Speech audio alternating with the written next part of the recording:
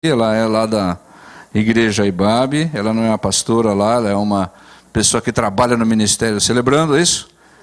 E ela já me falou que trabalha nisso há 4 anos, está envolvida com esse ministério de restauração de vidas, e onde eles têm ali visto o agir do Senhor na vida de pessoas que encaram as realidades, a sua realidade em primeiro lugar, para poder ser restauradas nas suas necessidades e nas suas dificuldades. Então nós queremos orar por ela e abençoar, que ela tenha aqui uma palavra que possa edificar as nossas vidas e vir de encontro às necessidades dos corações que estão aí, muitas vezes chorando por dentro, enquanto muitas vezes estão cantando.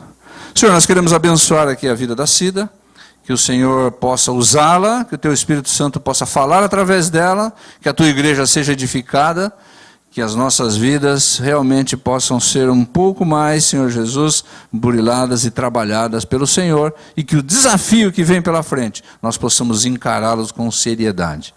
Obrigado por esse tempo que estamos aqui, em nome de Jesus. Amém. Você.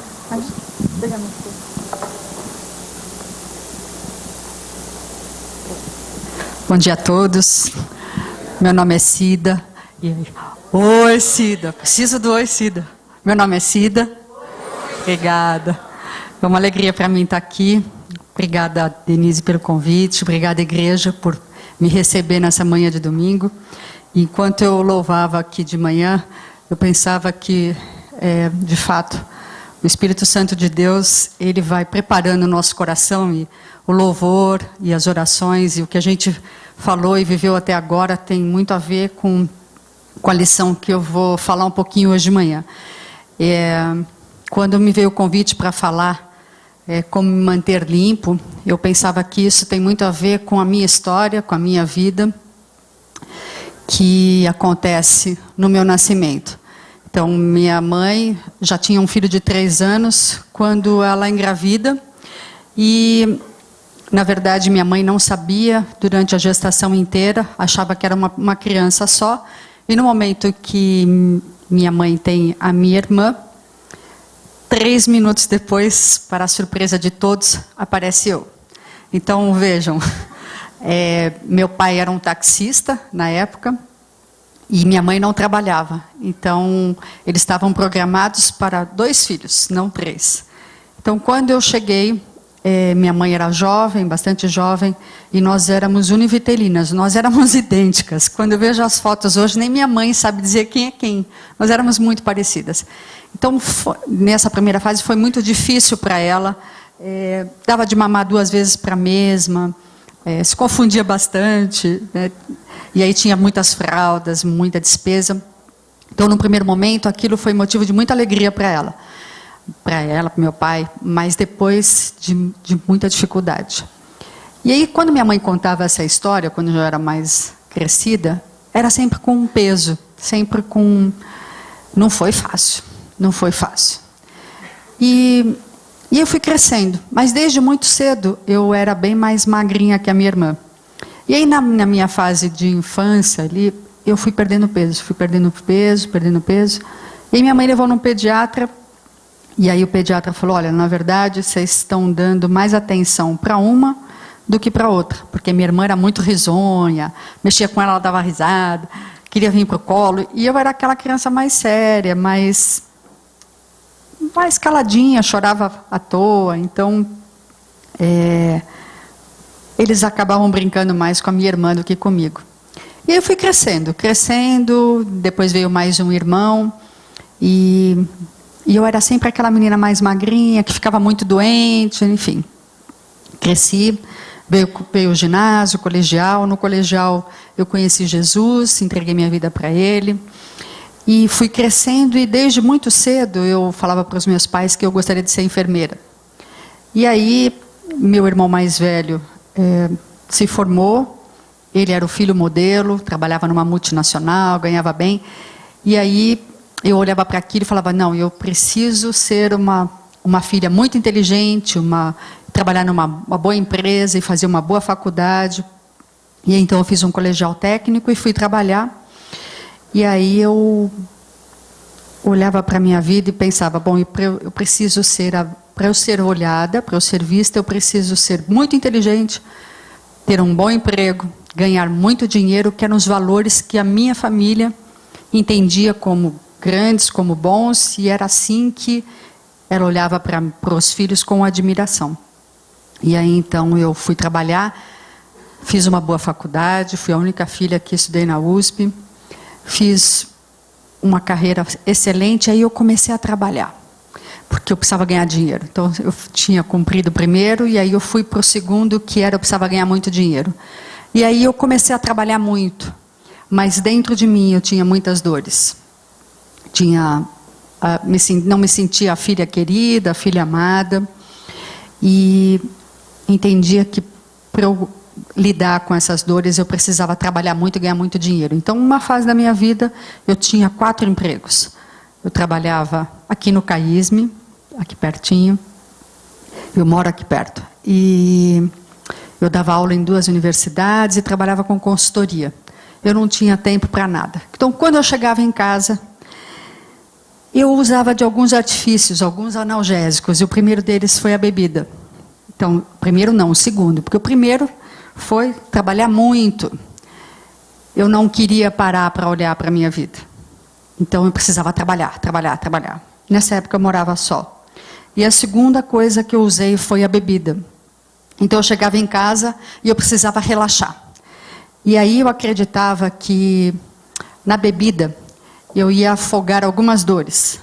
A dor de não me sentir amada. Eu ia apagar os meus medos, as minhas inseguranças, as minhas dores. Eu tinha muitas dores. A solidão, eu me sentia muito só, morava só, e eu só trabalhava, então também não tinha muitos relacionamentos. E eu passei um bom tempo entendendo que eu ia conseguir afogar essas coisas nesse copo. Parece que eu não consegui, né? E aí então eu via que cada vez eu precisava beber mais, porque é isso mesmo, esse é o processo de tolerância, né? A gente vai criando tolerância.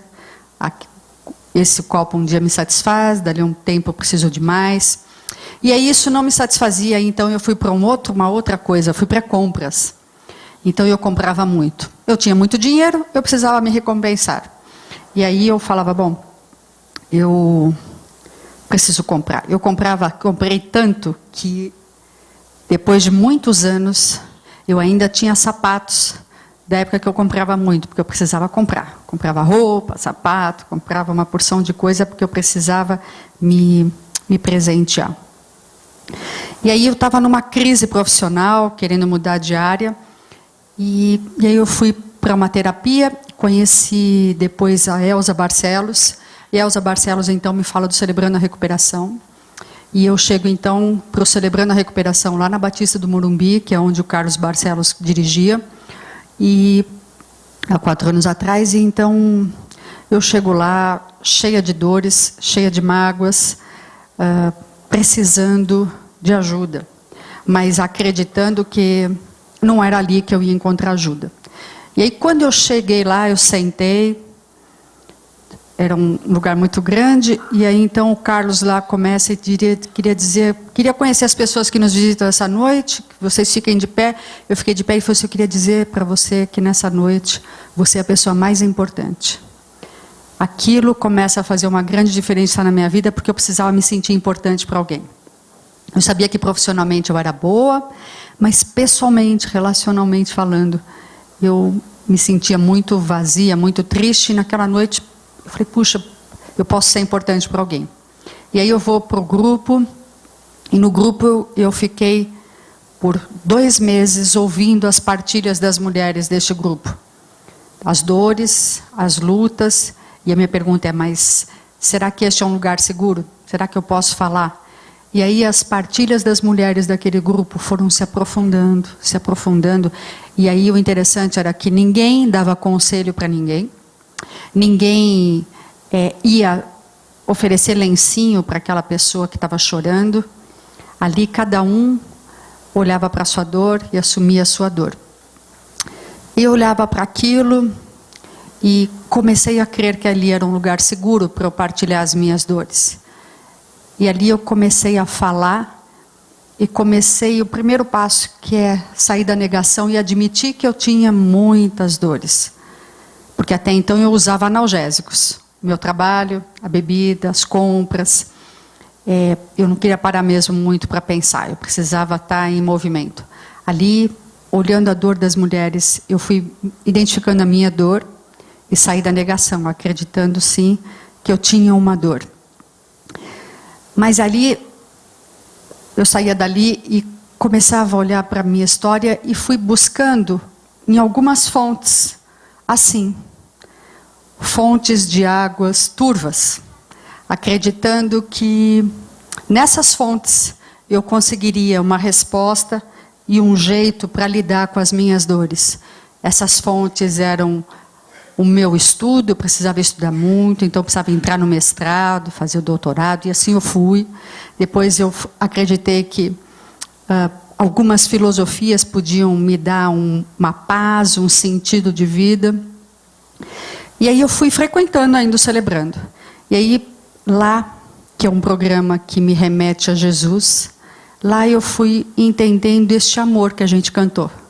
Esse amor que nada me separa dele. E aí um dia eu estava lá no Celebrando e alguém na lição traz essa passagem do Salmo 139. Eu acreditava em Deus, mas não tinha um relacionamento pessoal com Ele. Mas aí aquela pessoa compartilhava que no Salmo 139, os teus olhos me viram a substância ainda informe, e no teu livro foram escritos todos os meus dias, cada um, escrito e determinado, quando nenhum deles havia ainda. Eu ouvi aquilo e aquilo caiu como um bálsamo para mim. Eu posso ter sido surpresa para os meus pais, mas para Deus não. E ali eu olhava para aquilo e falava assim, puxa, esse Deus me parece mais pessoal. Eu frequentava a igreja, mas eu não tinha muito interesse em ler a Bíblia, nada. Buscava a Bíblia de vez em quando. Quando eu ouvi aquilo foi bálsamo para mim. Aí eu fui para uma segunda lição, e aí ele falava da importância da gente nomear essas dificuldades, né? E à medida que eu ia dando nome para este meu pecado, que era vermelho, Isaías 1:18, ele fala assim que ainda que nossos pecados sejam como a escarlata, eles se tornarão brancos como a neve, e ainda que sejam vermelhos como o carmesim, se tornarão como a lã. Eu entendi que eu precisava falar com Deus desse meu pecado, dar nome para ele, para que houvesse luz neste meu pecado. Eu precisava confessar. 1 João 9 dizia que se confessarmos os nossos pecados, Ele é fiel e justo para perdoar os nossos pecados e nos purificar de toda injustiça. E ali no Celebrando, quando a gente confessa um para o outro, eu sabia que eu era curada, mas eu precisava ser perdoada, eu precisava confessar isso para Deus. E aí então era o momento de olhar para Deus e dando nome para estes meus pecados, né, que era da soberba, do orgulho, né, e confessando e entregando isso para Deus e dando nome para cada um dos meus pecados, das minhas dores também. E a Bíblia diz que quando a gente, como a gente acabou de ler, quando a gente confessa, Ele deixa os nossos pecados brancos como a neve. Eu olhava para isso e falava, bom, só por hoje eu confessei os meus pecados e eu estou perdoada e sarada e curada. Mas eu precisava ser liberta das minhas dores. E aí então eu precisava caminhar com pessoas e permanecer no programa, para que eu fosse restaurada das dores que eu sentia, dor dessa minha história, né? Eu não vou detalhar todo o meu testemunho, mas foram muitas dores. Quando a gente vai tentando lidar com essas dores do nosso jeito, a gente sofre, a gente vai tropeçando. Aí confessei os meus pecados, continuei no programa, entendendo que aquilo que a Bíblia diz, que Jesus é a fonte de água viva. Então o convite de Jesus era para que eu me aproximasse dele, para que ele fosse essa fonte de água viva. E que à medida que eu me relacionasse com ele, que eu fosse confessando, que eu fosse entregando, essa água saciaria a minha sede. Essa água faria sentido na minha vida. E aí, eu queria que você passasse os slides para mim. Então, tornando-me limpo, pode seguir. Eu olhava para esse versículo esses dias e pensava exatamente isso. Como é feliz o homem que tem suas desobediências perdoadas e seus pecados cobertos. Como eu sou feliz hoje de saber que a cada dia eu peco, confesso e estou limpa para começar de novo. Cada dia Deus me dá uma folha em branco para eu escrever a minha história. Em alguns momentos eu vou errar sim, mas eu vou confessar e Deus vai me perdoar e eu começo de novo. Próximo. Como é feliz o homem cujos pecados Deus apagou, está livre de más intenções o seu coração.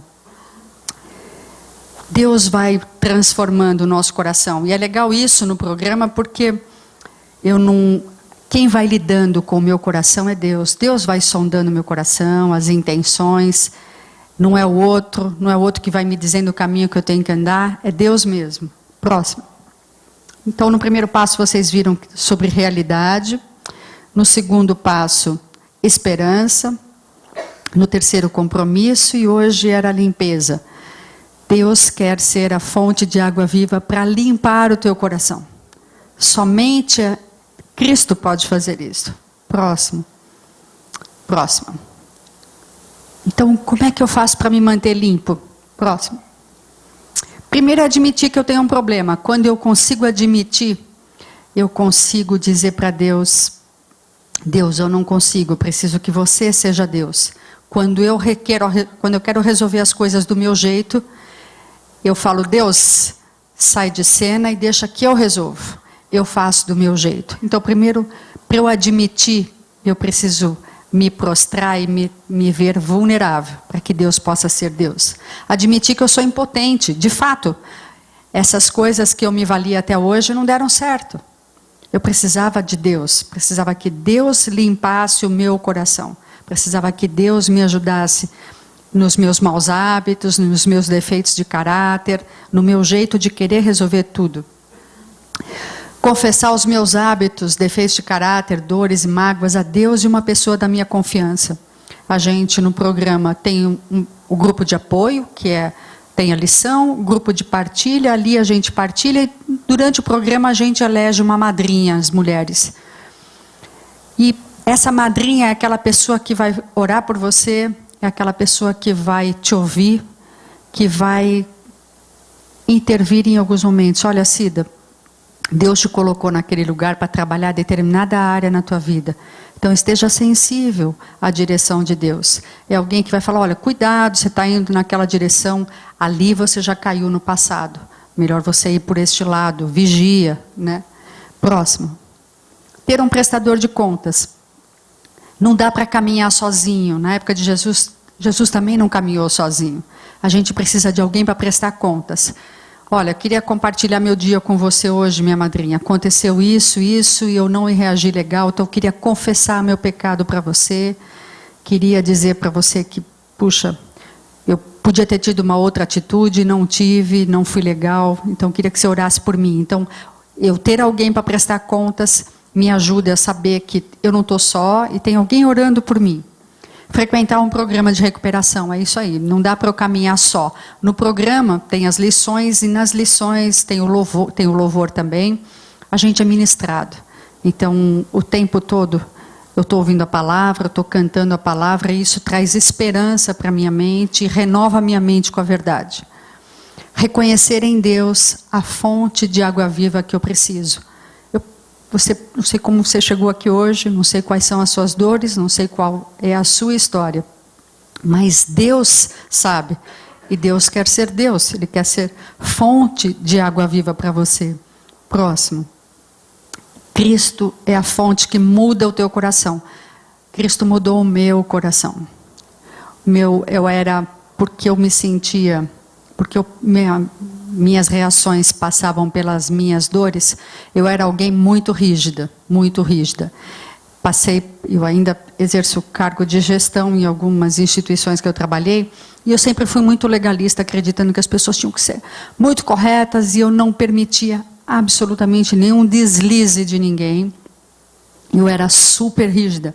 Deus mudou meu coração. Eu posso ser rígida, mas com graça. Eu não preciso ser só verdade. Eu posso ser graça com verdade. Eu posso ser mais graciosa porque a graça de Deus mudou o meu coração. Me dá uma nova natureza. Às vezes a gente chega no programa acreditando em algumas mentiras que a gente ouve e que a gente interpreta durante a vida.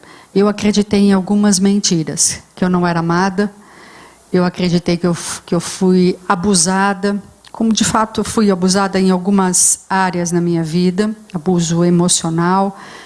E ali, quando eu chego no programa, eu chego acreditando que eu era todas aquelas dores.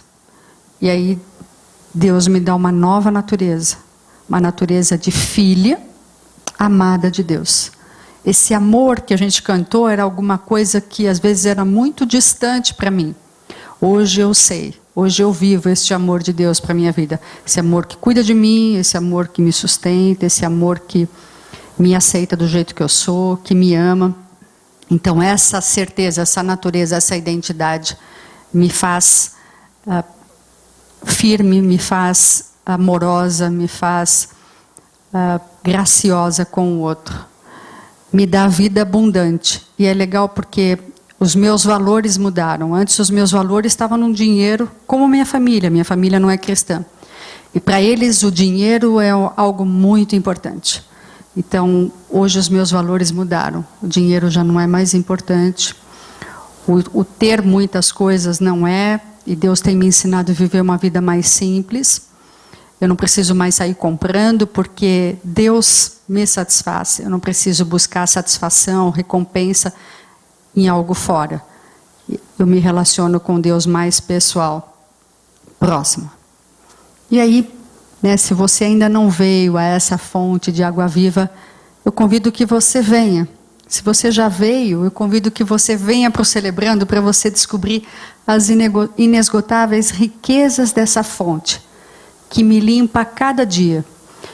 E o legal é entender que é um dia de cada vez e que eu preciso da graça, da misericórdia de Deus para viver cada dia.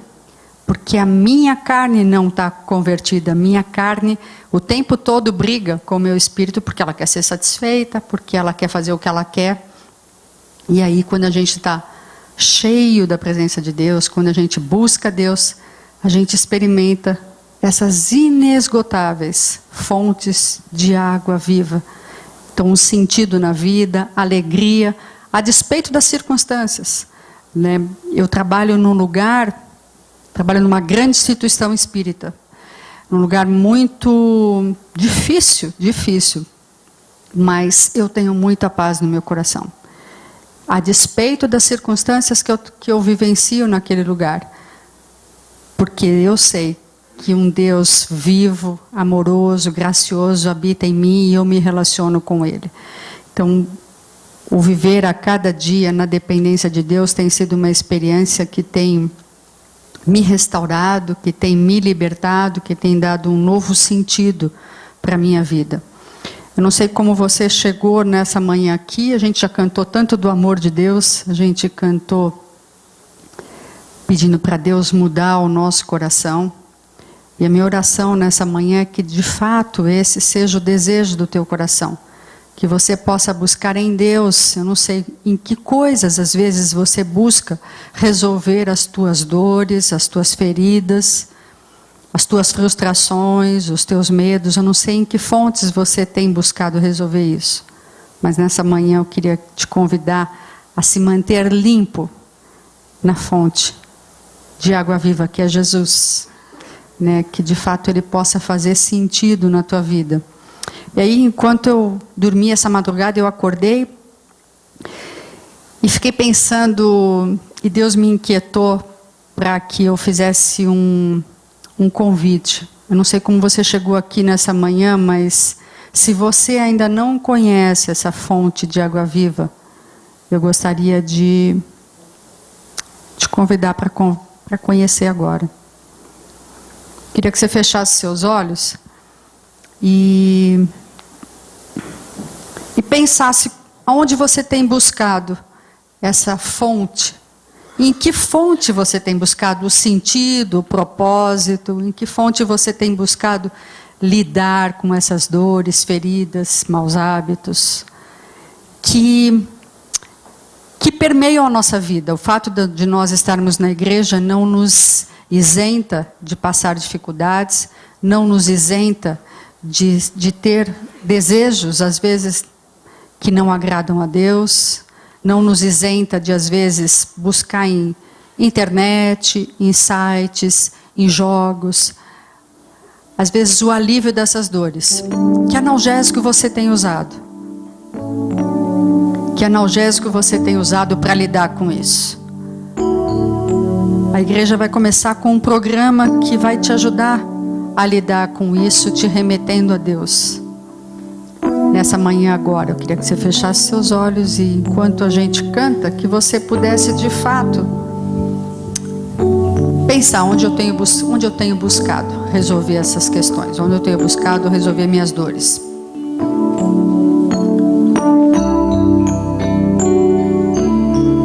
O sangue de Jesus, sangue de Jesus, só o sangue de Jesus purifica-me, lava-me, Senhor, limpa-me dos meus pecados, só o sangue de Jesus purifica-me, sacrifícios agradáveis a ti, meu Senhor, são um quebrantado espírito e um coração contrito, não os desprezarás, ó Deus.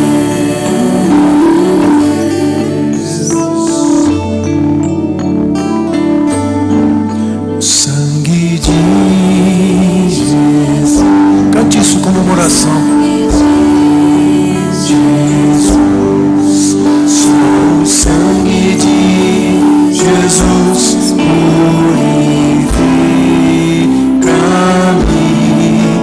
lava-me, Senhor, limpa-me dos meus pecados, só o sangue de Jesus purifica-me,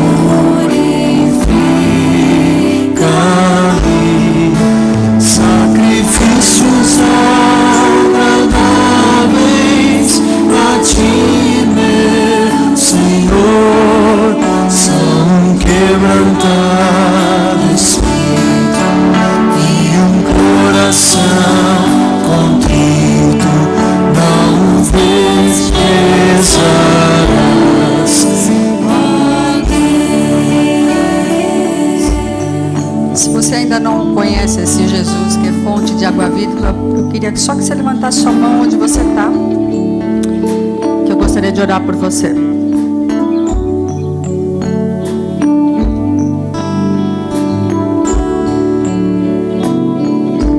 Amém.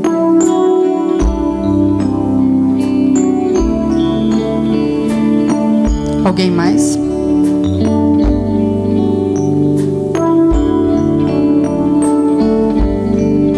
Amém. Queria que a igreja fechasse os olhos. Como é seu nome?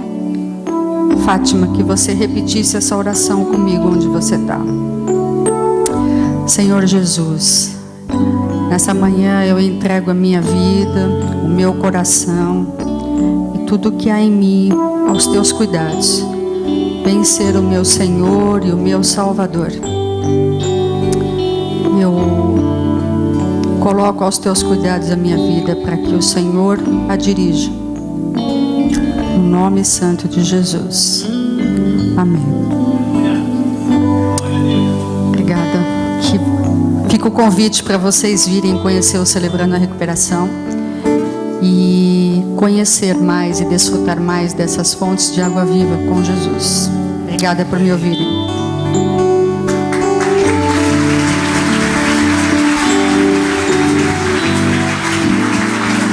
Pastor Beto.